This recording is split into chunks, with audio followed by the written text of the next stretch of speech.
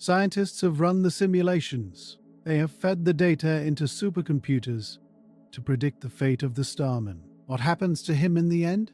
Does he fly forever? Not necessarily. The simulations show that he has a probability of collision. Space is big, but time is long. Given enough time, even unlikely events become certainties. There is a 6% chance that he will crash into Earth in the next million years. There is a 2.5% chance he will crash into Venus. There is a tiny chance he will hit the Sun. Let's imagine the Earth crash scenario. It is the year 2 million AD. Humanity is long gone or evolved into something unrecognizable. The continents have drifted. The map of the world is different. It is a quiet night. Suddenly, a new star appears in the sky. It is moving fast. It hits the atmosphere at 40,000 miles per hour. The ghost car returns home. The heat shield of the air slams into the fragile, bleached chassis. The carbon fiber vaporizes instantly. The tires explode into gas. The mannequin, the Starman, disintegrates. He becomes a streak of green and white fire, a bolide, a meteor. He lights up the sky over a continent that used to be America or Africa or Antarctica. It is a glorious, fiery funeral. He returns to the elements from which he came. The atoms of the car mix with the wind. The dust of the driver settles on the mountains and the oceans. He finally parks. It is a poetic end. The traveler comes home after a million-year road trip. But there is another possibility. The possibility of the eternal drift. The simulations show that he might evade the planets.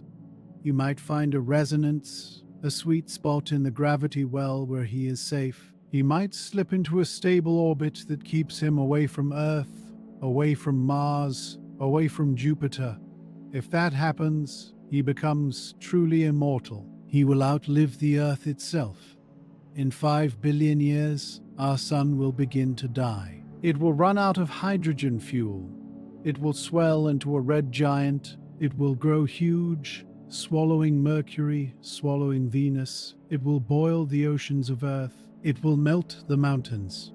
The Earth will be consumed by fire. But Starman, if his orbit is wide enough, he might survive. He might sit there in his white car watching the end of the world. He will see the sun turn angry and red. He will see his home planet turn into a cinder and then vanish into the plasma. He will be the last witness, the last artifact of the human race, floating in the light of a dying star. The don't panic sign long since crumbled to dust, but the spirit of it remaining. And then the sun will collapse. It will shed its outer layers and become a white dwarf, a small, dense, fading ember. The light will dim. The solar system will go dark, and Starman will still be there, driving through the twilight, driving through the end of time, a tiny frozen monument to a species that once looked up and dared to dream. This thought is heavy, it is melancholy, but it is also beautiful. It speaks to our desire for permanence. We know we are temporary. We know our lives are short. We know our civilizations are fragile. So we build pyramids, we carve statues, we write books, and we launch cars. We want to leave a mark. We want to say, I was here. Starman is the ultimate graffiti. He is a tag on the wall of the universe. Humans were here. And unlike the graffiti on a subway wall, this tag will not be scrubbed away. It is etched into the orbits of the celestial bodies. It is a part of the clockwork now. Let's pull back from the deep future. Let's return to the now of the journey, or at least the near future. The car is still drifting. The silence is still absent. Imagine the view of the stars from the driver's seat. On Earth, the atmosphere blurs the stars. They twinkle. But here, they are steady. They are hard points of light.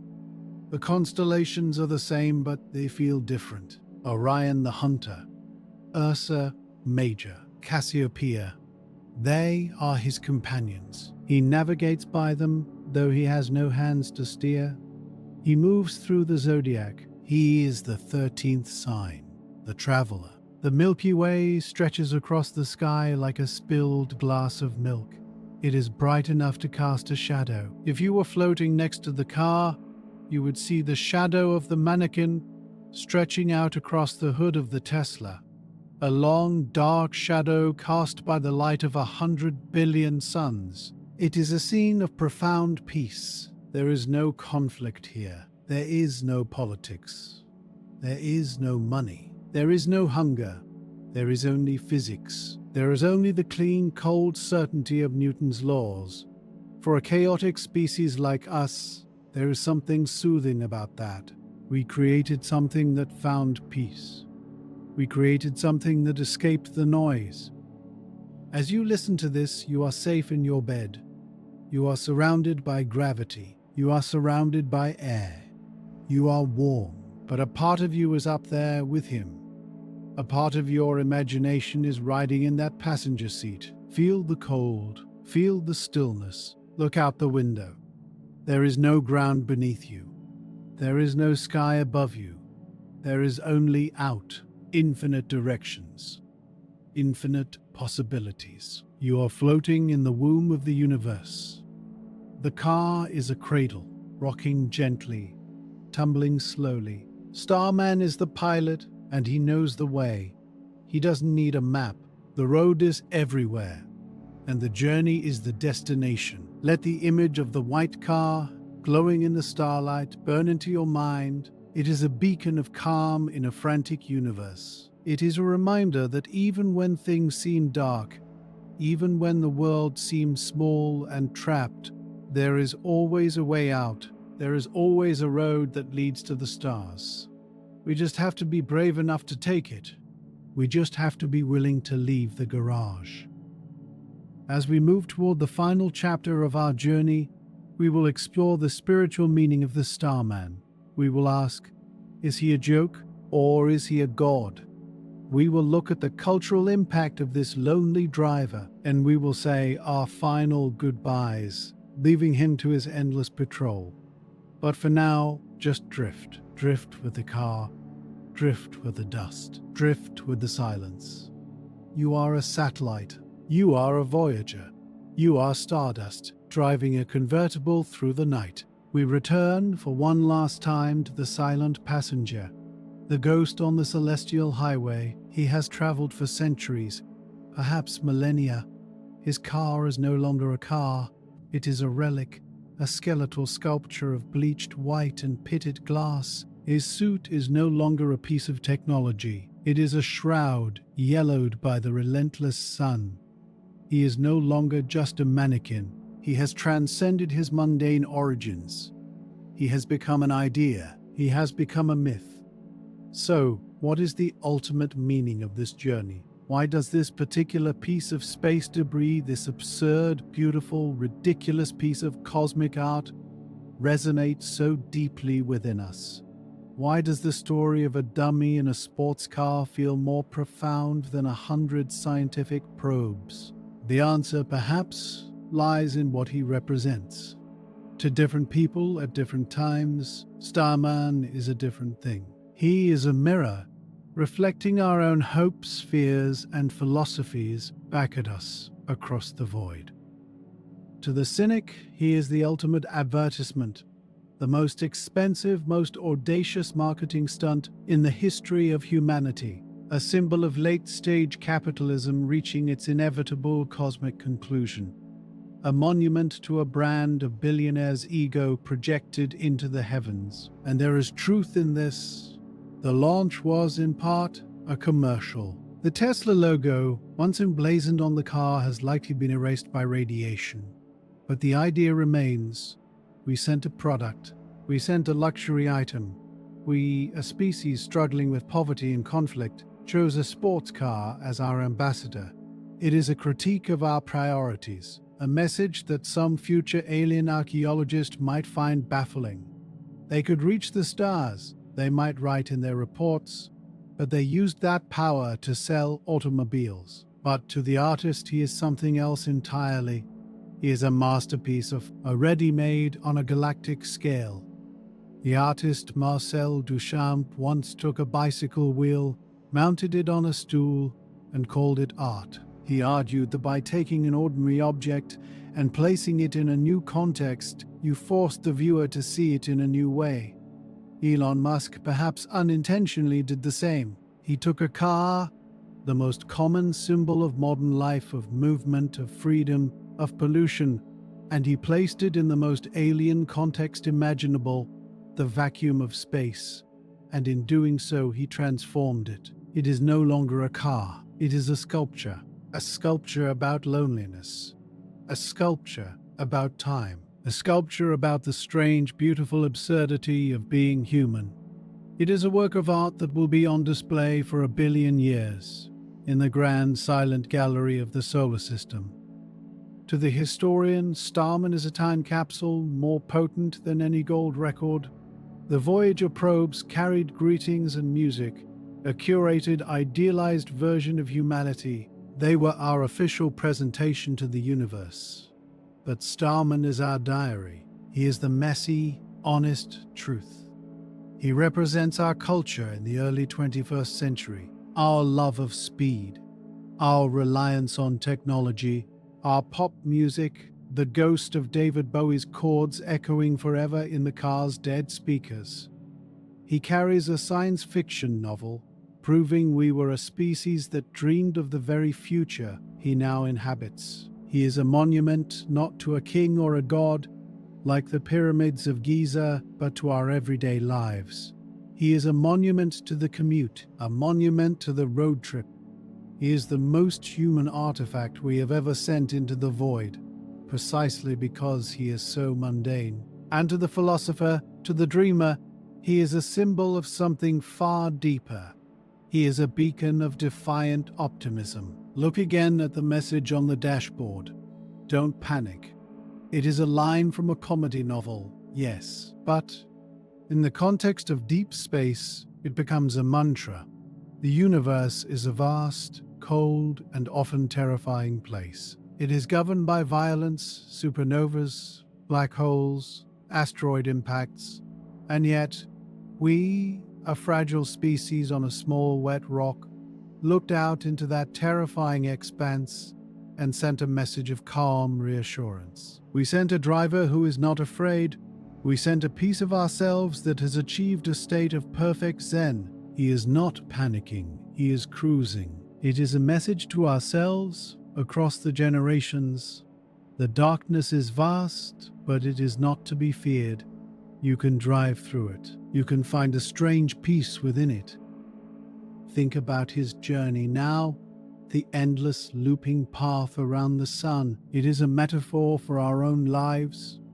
We are all on a long, often lonely road trip. We follow orbits determined by forces beyond our control. The gravity of our past, the pull of our responsibilities, the trajectory of our ambitions. We sit at the wheel, staring out the windshield at a future we cannot fully see. We have passengers who ride with us for a time and then get out. We have a soundtrack of memories playing in our heads. We are all Starman. We are all just trying to navigate the darkness without panicking. And what of his legacy? What will he leave behind? He leaves behind a question. The question that has haunted humanity since we first looked up at the stars. Are we alone? Starman is both an answer and a question. He is proof that intelligent life exists, or existed, on Earth. He is a piece of evidence. If some alien intelligence, millions of years from now, stumbles upon this strange frozen artifact, they will know. They will know that a species of tool builders and dreamers once lived. But he also represents our own loneliness. We sent him out into the void because we were shouting into the darkness, hoping for an echo. He is our lonely cry. Is anybody out there? He is the embodiment of our cosmic solitude. Let us leave him now. Let us pull our focus away from the distant ghostly car. The story has been told. The launch, the journey, the decay, the legacy. The driver will continue his patrol whether we watch him or not. His orbit is set. His fate is written in the language of physics. He needs nothing from us. He asks for nothing. He is self-contained. He is at peace. It is time to return. It is time to feel the gentle, reassuring pull of gravity. Imagine the journey back. You are falling toward that bright blue star in the distance.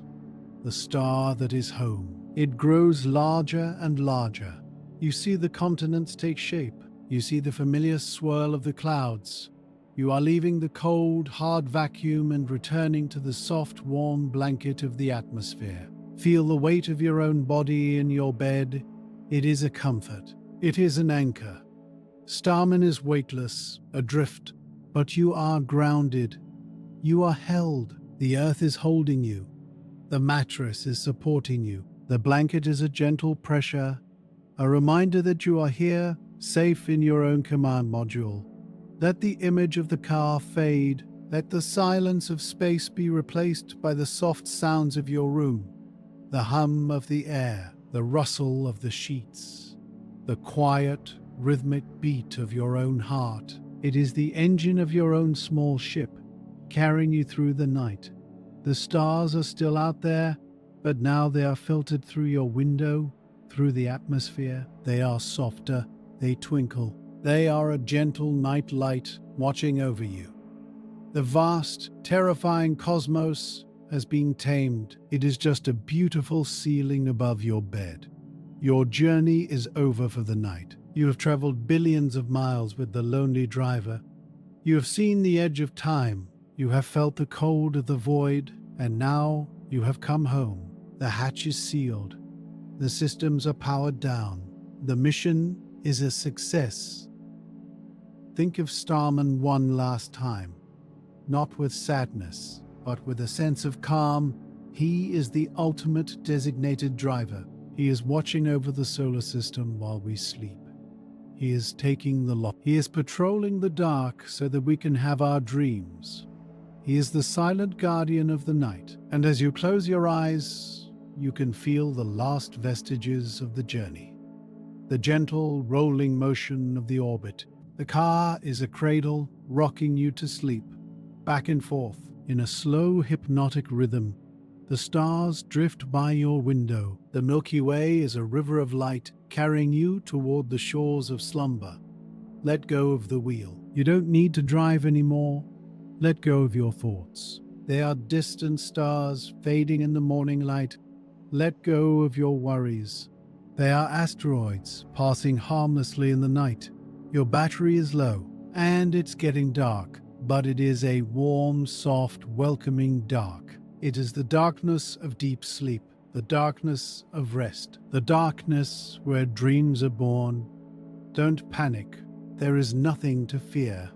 The road is quiet. The night is calm. The driver is out there, somewhere in the starlight, and he is okay. And so are you. You are safe. You are home. Sleep now, traveler. The road trip is over. Good night, Starman. Good night, lonely driver. Good night. Deep in the obsidian void, far beyond the orbit of Mars, a driver sits behind the wheel. He does not breathe. He does not blink. He does not sleep. He is driving a convertible with the top down, his left arm resting casually on the door, his right hand gripping the steering wheel. He is wearing a white spacesuit, the visor reflecting the distant, piercing light of the stars. The car is a midnight cherry red. It is pristine, or at least it was when it started. There is no engine noise, for there is no air to carry the sound. There is no wind rushing through the cabin, though he is traveling at a speed that would cross continents in minutes. There is only the absolute crushing silence of the vacuum. He is the loneliest traveler in the history of the universe. His name is Starman, and he is currently executing the longest road trip of all time. To understand how a luxury sports car ended up drifting through the asteroid belt, we have to rewind. We have to leave the deep black and return to the blue. We have to go back to a Tuesday afternoon in Florida, February 6th, 2018. It was a day that felt like science fiction crashing into reality. For decades, space travel had become serious. It was utilitarian. It was about grey satellites, gold foil, solar panels, and government budgets. It was calculated, risk-averse, and sterile. But on this particular Tuesday, something different was happening at the Kennedy Space Center. On the historic Launch Complex 39A, the same pad where Apollo 11 began its journey to the moon, the same pad where the space shuttles roared to life, a new beast was waiting. The Falcon Heavy. It stood on the concrete like a cathedral of aluminum and kerosene. It was the most powerful operational rocket in the world, a machine of staggering violence and beauty. It was essentially 3 rockets strapped together, 27 Merlin engines at the base, ready to unleash 5 million pounds of thrust. The sheer scale of it was hard to comprehend. It was a white obelisk, standing 20 stories tall, wreathed in the white vapor of boiling liquid oxygen. It hissed and groaned as the fuel was pumped into its belly, a living thing waiting to be unleashed. But the real story wasn't the rocket, it was the payload. Usually, when a new rocket is tested, the engineers play it safe. They load it with a mass simulator, a giant block of concrete or steel designed to mimic the weight of a satellite. If the rocket explodes, and new rockets often do, all you lose is some concrete. It is sensible. It is logical. But the man behind this mission, Elon Musk, didn't want sensible.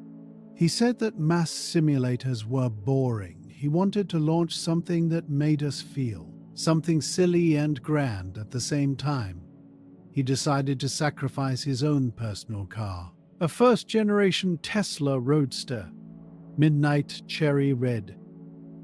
Inside the fairing at the very top of the rocket, the technicians had prepared the car with the care of a museum curator. This wasn't just a hunk of metal. It was a time capsule. They mounted the car on a custom cone, they scrubbed the tires, they polished the dashboard, and then they seated the pilot, a mannequin wearing the sleek white SpaceX pressure suit. They named him Starman, a nod to the song by David Bowie. They strapped him in, they positioned his hands, they made him look relaxed like a man cruising down the Pacific Coast Highway on a Sunday afternoon enjoying the breeze. But the details were where the poetry lay. On the dashboard, they placed a tiny Hot Wheels model of the same Roadster with a tiny Starman inside it, a car within a car, a traveler within a traveler. In the glove box, they placed a copy of The Hitchhiker's Guide to the Galaxy and a towel, the ultimate tool for any interstellar hitchhiker. And on the central screen of the dashboard, they printed a message. It wasn't a countdown. It wasn't a scientific formula. It was 2 words written in large, friendly letters. Don't panic. It was a message to the universe, and perhaps a message to ourselves. Under the car, etched onto a circuit board, was another message, made on Earth by humans. Not by Americans. Not by Americans. Not by a corporation. By humans. A species of curious, chaotic, brilliant apes who had figured out how to throw fire at the sky. The sun began to dip lower in the Florida sky. The crowds had gathered. Hundreds of thousands of people lined the beaches of Cocoa and Titusville. The causeways were gridlocked. People had camped out for days. There was an electricity in the air that hadn't been felt since the glory days of the shuttle. Why? Because it was audacious. Because it was absurd. Because we all wanted to see if the red car would actually fly. The countdown clock ticked down. Inside the firing room, the tension was palpable. Elon Musk himself gave the rocket a 50/50th chance of survival. He expected it to blow up on the pad. He expected to see a giant fireball and a rain of twisted metal. I just hope it clears the tower, he said. If it cleared the tower, at least the launch pad wouldn't be destroyed. T-1 minute. The rocket began to pressurize. The vent arms retracted. The computer took over control. At this point, no human could stop it. The Falcon Heavy was thinking for itself. Thousands of sensors were monitoring pressures, temperatures, and valves. T-10 seconds. The water deluge system flooded the pad to dampen the acoustic energy. 5, 4, 3. Ignition. The sky tore open. 27 engines ignited simultaneously. A wall of fire, bright as a second sun, erupted from the trench. Smoke billowed out, covering the launch tower in a thick grey blanket. And then, slowly, majestically, the beast began to rise. It didn't jump, it heaved itself off the ground. It fought gravity with brute force. The sound hit the spectators a few seconds later, a physical wave of pressure that rattled chests and shook car windows 3 miles away. It was a roar that sounded like the earth itself was tearing apart, a crackling, thunderous boom that rolled over the swamp. "Liftoff," the announcer shouted. "Liftoff of Falcon Heavy." The rocket cleared the tower. Faster and faster. The flames elongated into a diamond pattern behind the engines. It pierced the clouds. It went supersonic. The aerodynamic stress on the vehicle was immense. Max Q, maximum dynamic pressure, the moment where the air pushes back the hardest. The rocket shuddered, but it held. Inside the fairing, in the dark, Starman sat motionless. The G-forces pushed him back into the leather seat. The vibration must have been incredible, a shaking that would rattle the teeth of a living man. But Starman held the wheel. He was riding the tip of a spear thrown by humanity. 2.5 minutes into the flight, something magical happened. Something that looked like a special effect from a movie. The two side boosters, the rockets strapped to the left and right, shut down. They detached. They peeled away from the center core in a perfect, synchronized ballet. They flipped around in the thin upper atmosphere and began to fly back to Earth. This was the new era. Rockets didn't just fall into the ocean anymore. They came home, but the center core with the car on top kept going. It pushed higher into the black. The sky turned from blue to indigo and then to the starless void. The second stage separated. The engine ignited. Silence returned to the cabin, or what would be silence if there were ears to hear it. The roaring vibration smoothed out into a steady, powerful push. And then came the moment. The moment the world was waiting for. Fairing separation. We are used to seeing space through the eyes of scientific cameras. Grainy, black and white, utilitarian lenses pointed at solar panels or fuel gauges. We are used to the Fi-Hi lens of the GoPro, but we were not prepared for this. At an altitude of over 100 kilometers, the protective shell, the nose cone that shielded the car from the atmosphere, split open. It fell away into the darkness. And suddenly, there he was. The live feed switched on. And the image that beamed down to Earth was so clear, so perfect, that millions of people refused to believe it was real. There was the car, a brilliant, shocking red against the absolute black of space. The light up there is different. It is unfiltered. It is harsh. It makes colors pop with an intensity we don't see through our atmosphere. The red paint gleamed. The white spacesuit of the driver shone like polished marble, and behind him was the Earth, a massive blue glowing curve. You could see the clouds swirling over the oceans. You could see the turquoise of the shallow waters. It filled the frame. The Roadster looked like it was simply parked in orbit, hovering over the world. And then the music started. On the live stream, they piped in the audio. David Bowie, Life on Mars. It's a god-awful small affair. To the girl with the mousy hair, the surrealism was overwhelming. We were looking at a car, a machine designed for asphalt, for traffic lights, for drive-thrus and parking tickets, floating in the vacuum. It was the ultimate juxtaposition. The mundane meets the divine. The commercial meets the cosmic. Starman looked casual. His left elbow resting on the door was the touch of genius. It gave him an attitude. He wasn't scared. He wasn't working. He was cruising. He looked like he had just taken a wrong turn at Albuquerque and ended up in low Earth orbit. The camera angles shifted. There were cameras mounted all over the car. One behind the driver's head, looking forward through the windshield. One on the hood, looking back at Starman. One on the side. We watched as the Earth rotated below him. The continents drifted by. Australia, the Pacific Ocean, the Americas. For hours, the car coasted in this parking lot. It was a victory lap. The engineers wanted to show off. They wanted to prove that the rocket worked, but they also wanted to give us a show. And what a show it was. It is difficult to describe the emotion that image evoked. Some people laughed. Some people cried. Some people called it a waste of money. Some called it the greatest car commercial in history. But for many, it was a moment of pure, unadulterated wonder. It reminded us that space exploration doesn't always have to be serious.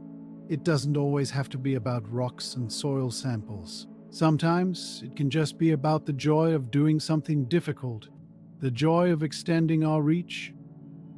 The image of Starman became an instant icon. It was printed on t-shirts, painted on walls, shared on every screen on the planet. It replaced the blue marble for a new generation. It said, "We are here. We are crazy. And we are going places." But this was only the beginning of the journey. The parking orbit was just a pause, a deep breath before the plunge. The mission profile called for one final burn, a burn that would send the car away from Earth forever. After coasting for 6 hours, passing through the Van Allen radiation belts, zones of intense energetic particles that could fry the car's electronics, the second stage engine ignited one last time. This was the Trans-Mars injection. The engine fired. The force pushed Starman back into his seat.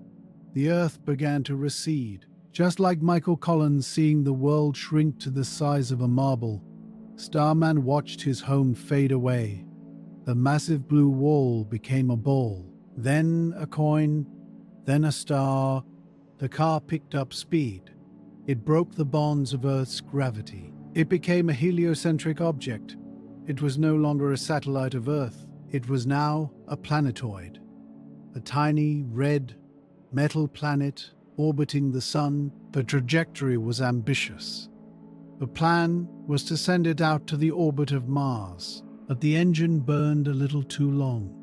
The push was a little too strong. Starman didn't just go to Mars, he overshot it. He was sent on a trajectory that would take him out into the asteroid belt, out into the dark, cold wasteland between Mars and Jupiter. As the engine cut off for the final time, the batteries on the cameras began to drain.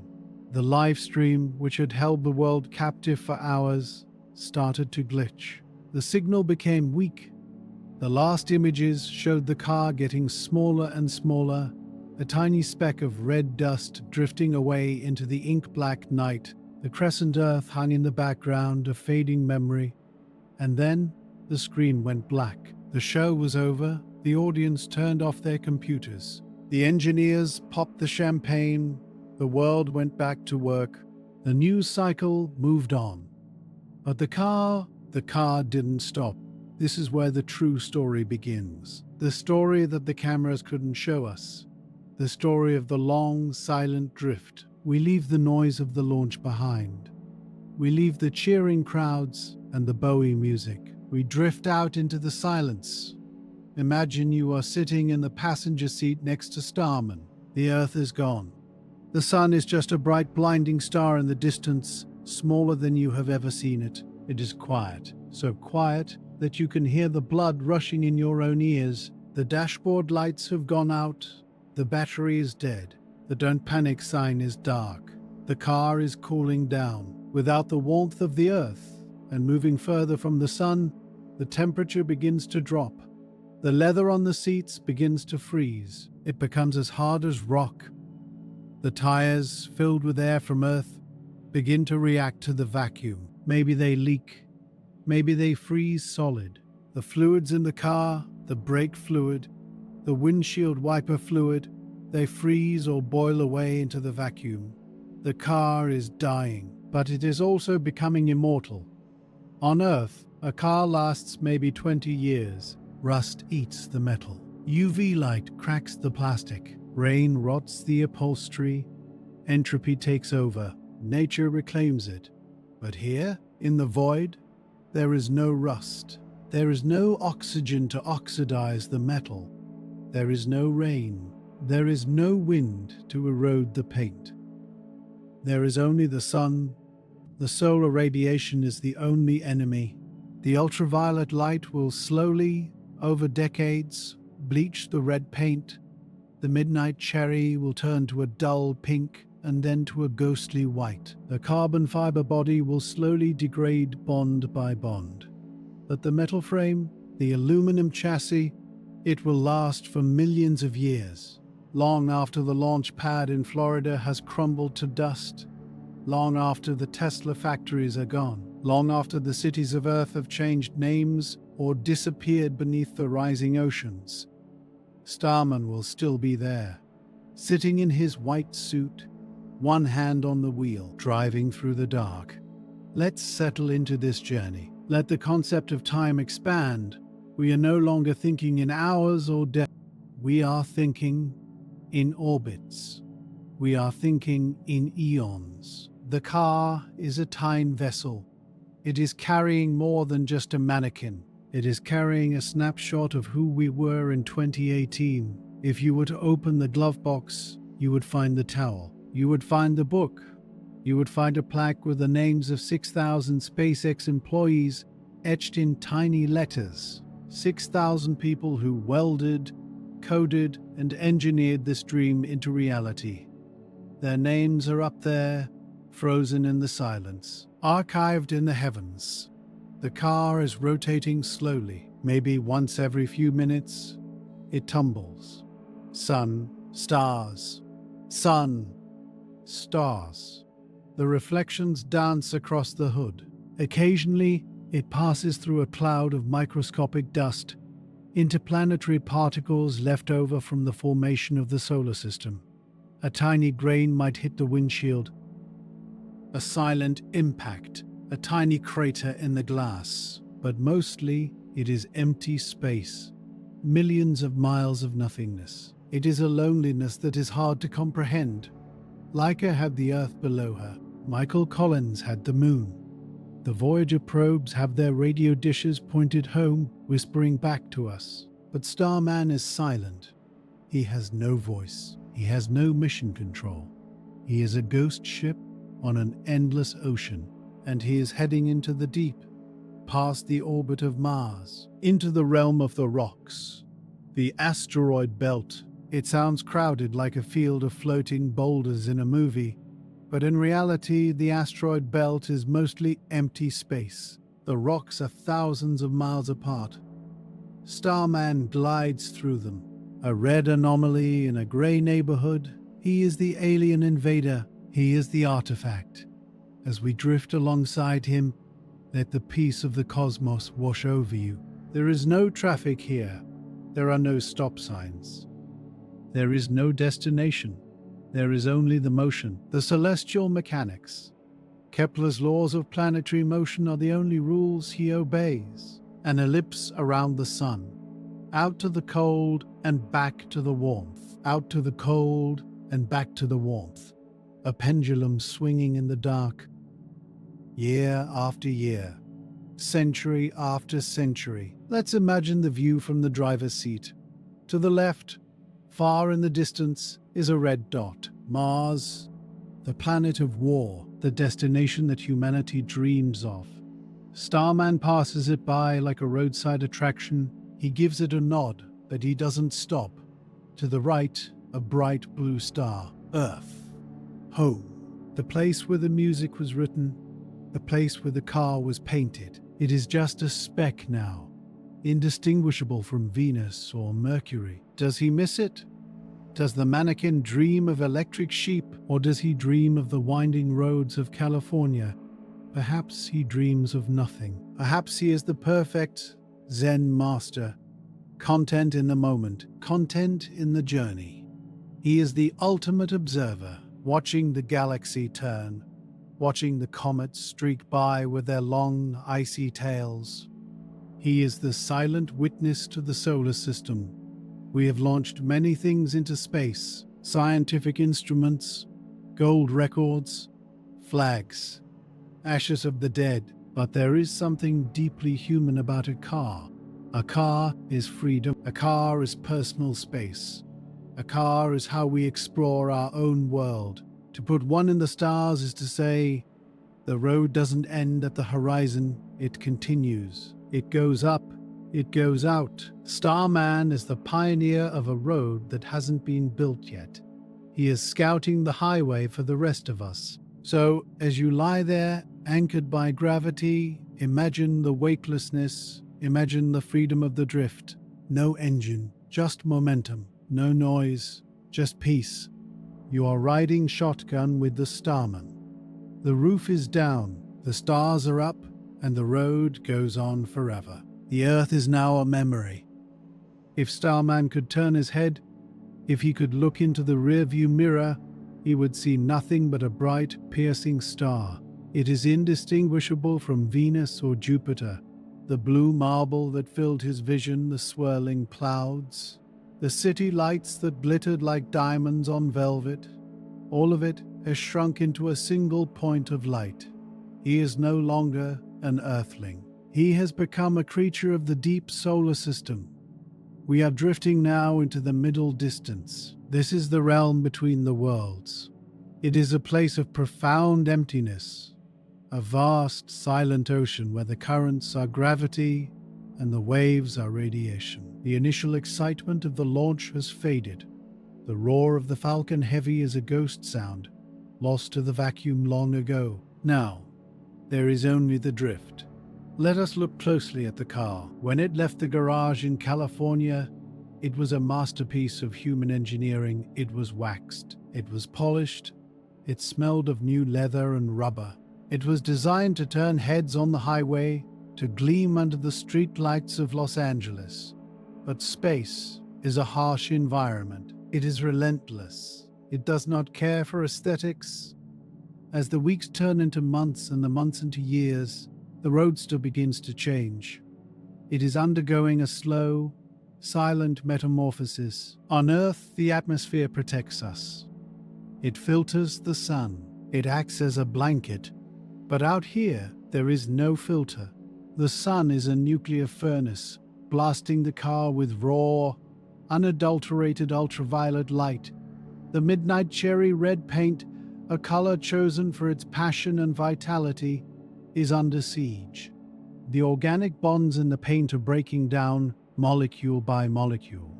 Imagine the color slowly shifting. The deep, lustrous red begins to dull. It loses its shine, it turns matte, then it begins to bleach. Over the decades, it will fade to a pale pink and eventually to a ghostly, chalky white. The car is surrendering its identity. It is becoming a phantom. And then there are the tires. They were made of rubber, designed to grip asphalt, to flex and heat up on the road. But in the vacuum, the volatile chemicals inside the rubber are outgassing. They are evaporating into the void. The tires are drying out. They are becoming brittle. If you were to touch them, they might feel like hard plastic, or perhaps like frozen stone. If a micrometeoroid were to hit them, they wouldn't pop. They would shatter like glass. The leather seats, once soft and supple, are freezing and cracking. The stitching is pulling apart. The steering wheel, gripped by the gloved hands of the Starman, is cold, colder than any winter on Earth. The car is dying in a way. The carness of it is stripping away. It is no longer a vehicle for transportation. It is becoming a statue, a monument to entropy. But Starman himself, he endures. His suit is made of advanced materials, Teflon and Nomex, designed to withstand the harshness of the void. He remains pristine. His white visor still reflects the Milky Way. He sits there, unmoving, the eternal driver piloting his decaying chariot through the ruins of the night. Let us widen our view. Let us look at the road he is traveling. It is not a straight line. In space, nothing is straight. Everything is a curve. Everything is a dance around the sun. Starman is falling. He is falling around the sun in a massive elliptical loop. This loop has a rhythm. It has a heartbeat. There is the perihelion, the point closest to the sun. Here, the light is intense. The metal of the car heats up. It expands. The chassis groans silently as the aluminum stretches. And then there is the aphelion, the point furthest away, out beyond the orbit of Mars. Here, the sun is small and distant. The shadows are long and sharp. The car plunges into the deep freeze. The metal contracts. It shivers. He is caught in this cycle of fire and ice, expanding and contracting, breathing in and breathing out, a mechanical lung floating in the abyss. Time behaves differently here. On Earth, we measure time by sunrises and sunsets. We measure it by coffee breaks, by seasons, by birthdays. Here, there are no days. The sun never sets. It just hangs there, a constant spotlight in a black theater. There is only the orbit. One orbit takes about 557 Earth days. Imagine that. A year that lasts nearly twice as long as ours. He celebrates a Happy New Year every 557 days, passing the starting line again, alone in the dark. But he is not completely alone in the neighborhood. He is traveling through the traffic of the solar system. In October 2020, Starman had his first major encounter. He approached the red planet, Mars, the dream of Elon Musk, the destination of the rocket that launched him. Starman didn't land. He was never meant to land. He was a flyby mission, but he got close, relatively speaking. Imagine the view from the dashboard as Mars came into focus. It started as a ruddy star, brighter than the rest. Then it became a disk, an ochre coin hanging in the blackness. As the car swept past the orbit of Mars, the planet would have been a visible sphere. You could see the polar ice caps, white and stark against the rust-colored deserts. You could see the dark bruise of Valles Marineris, the canyon that would swallow the United States. It was a meeting of two reds, the fading red of the Tesla and the eternal red of the dust world. Did the car sense it? Did the ghost of the machine recognize its spiritual destination? It passed by at a distance of about 5 million miles. In cosmic terms, a near miss. In human terms, an infinite gulf. But for a moment, they danced together, the car and the planet. And then Mars fell behind. It receded into the rearview mirror, joining Earth as just another star in the sky. Now Starman heads into the outlands. Beyond Mars lies the asteroid belt. This is the boundary line, the frontier between the rocky inner planets, Mercury, Venus, Earth, Mars, and the gas giants, Jupiter, Saturn. It is a place of debris, the leftovers of creation. Movies tell us that the asteroid belt is a chaotic field of tumbling rocks where a pilot has to dodge and weave to survive. But the reality is far more lonely. The asteroid belt is vast. It is empty. The rocks are there, millions of them, ranging from pebbles to dwarf planets like Ceres, but they are separated by hundreds of thousands of miles of nothingness. Starman enters this realm silently. He is now an asteroid himself. He has been catalogued by astronomers. He has an ID number. He is tracked by telescopes. To the universe, he is just another rock. He just happens to be shaped like a sports car. Occasionally, he might pass a neighbor, a grey cratered lump of rock, tumbling slowly in the dark, a silent sentinel that has been orbiting here for 4 billion years. Imagine the contrast, the asteroid, ancient, jagged, raw, made of primordial dust and ice. The car, sleek, manufactured, artificial, made of refined aluminum and glass. The old world meets the new world. They pass each other in the night. No signals exchanged, no acknowledgement, just two objects falling through the void. Perhaps on some of these rocks there is ice. Perhaps there are the building blocks of life, and inside the glove box of the car there is a data crystal, an ARC storage device.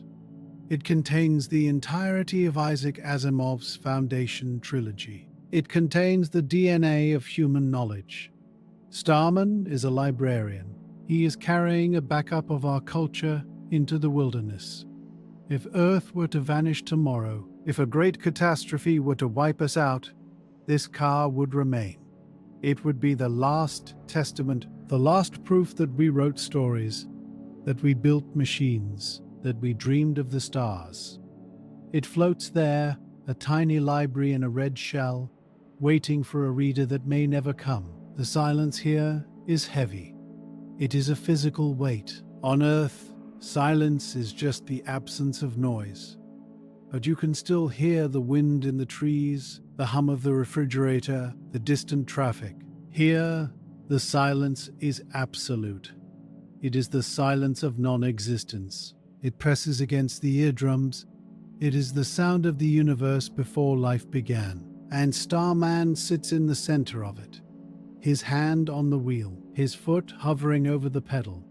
The dashboard screen, which once read, "Don't panic," is black and cold, but the message remains in the spirit of the car.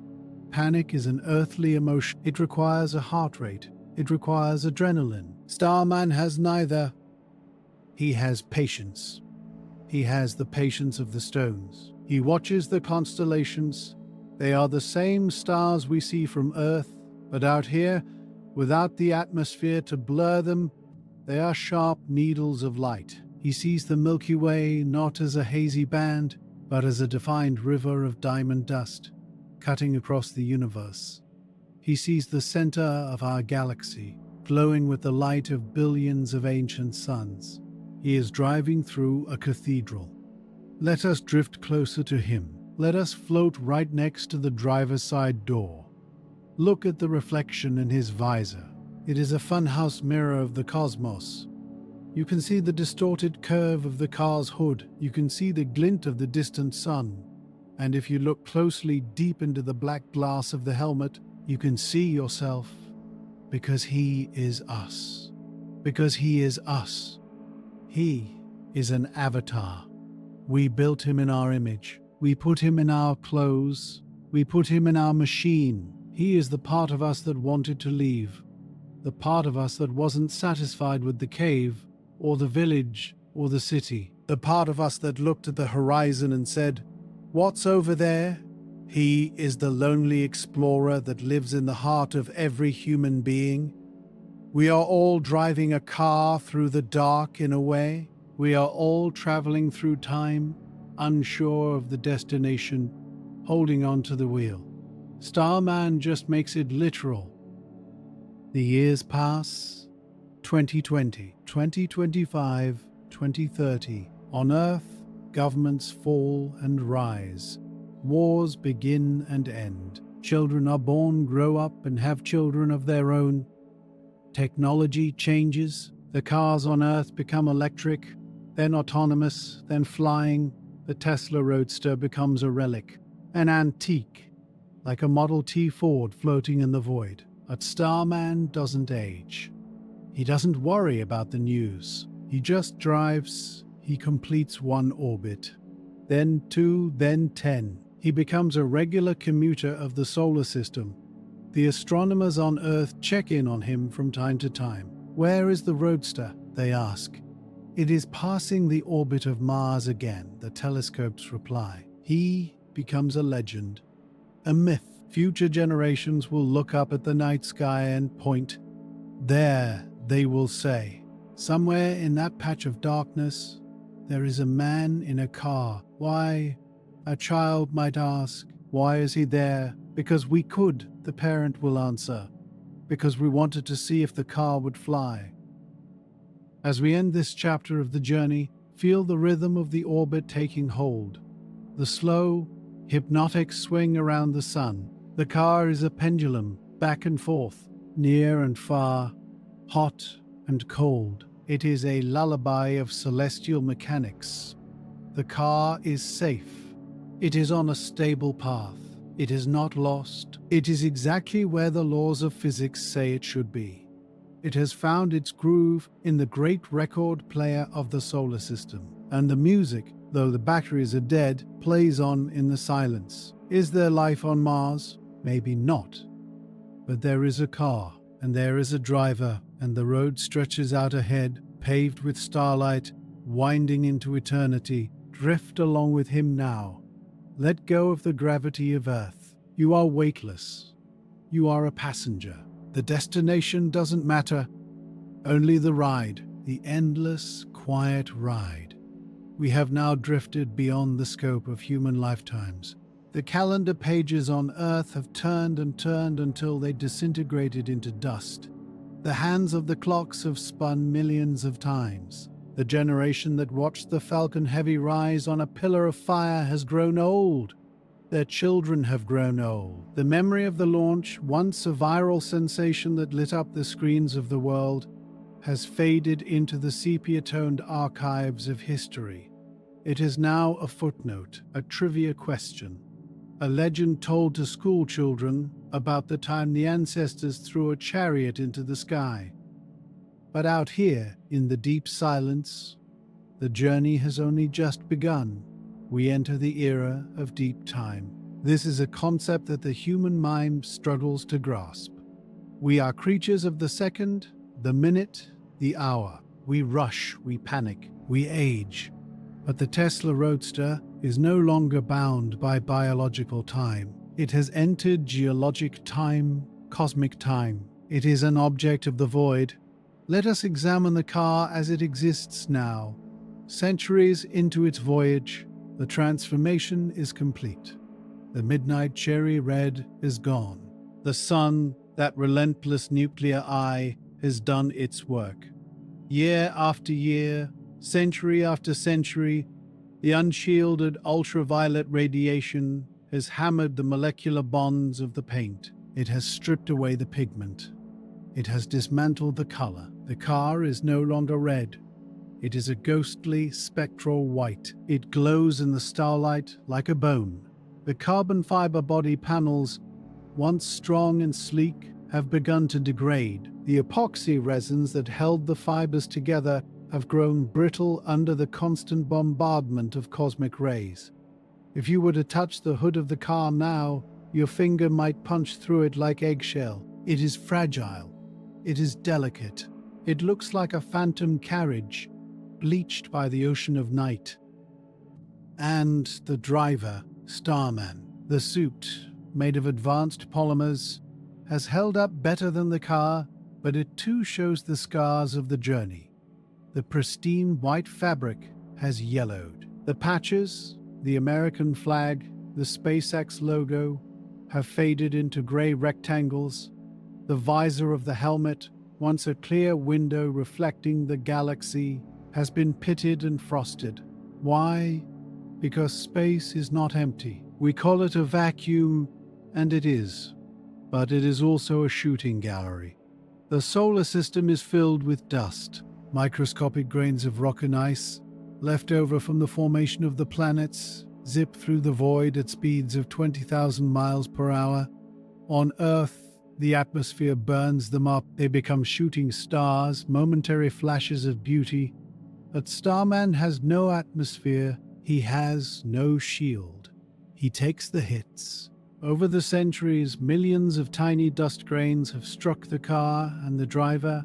They are too small to destroy him, but they are abrasive. They act like sandpaper, slowly, methodically. The universe is sandblasting the traveler. The windshield of the Roadster is likely frosted over. covered in millions of microscopic craters, turning the glass into a milky, opaque sheet. The visor of the helmet is scuffed and scratched. Starman is slowly being erased. He is becoming a rough-hewn statue, shaped by the wind of the stars. It is a slow violence, a gentle erosion, like a stone in a river being smoothed over eons. But he sits upright. His posture does not change. His hand is still on the wheel. He is still driving. Let us drift inside the glove box, in the darkness of the dashboard. Protected from the UV light, protected from the dust, lies the cargo, the Arch. It is a small quartz crystal storage device, a technology designed to last for billions of years. Inside this crystal, encoded in the atomic structure, is a library, the Foundation Trilogy by Isaac Asimov. It is a story about the fall of a galactic empire and the preservation of knowledge. It is a story about a scientist who foresees a dark age and creates a repository of wisdom to help future civilizations rebuild. It is poetic that this specific story is riding shotgun, because, as the centuries pass, the Roadster itself is becoming a foundation. On Earth, civilizations may rise and fall. Cities may be built of glass and steel, then crumble into rust and ivy. Languages may change. The digital servers that hold our internet may rot. The books may turn to ash. But up here, the crystal is safe. The story is safe. Starman is the guardian of the library. He is carrying the dreams of a species that lived on the third rock from the sun. Even if Earth were to go silent, even if the radio waves stopped, even if the lights went out down there, the story would survive up here, circling the sun, waiting for a reader. Imagine a timeline far in the future. Let's go forward 10,000 years. Humanity has changed. Perhaps we have spread to Mars. Perhaps we live in floating cities on Venus.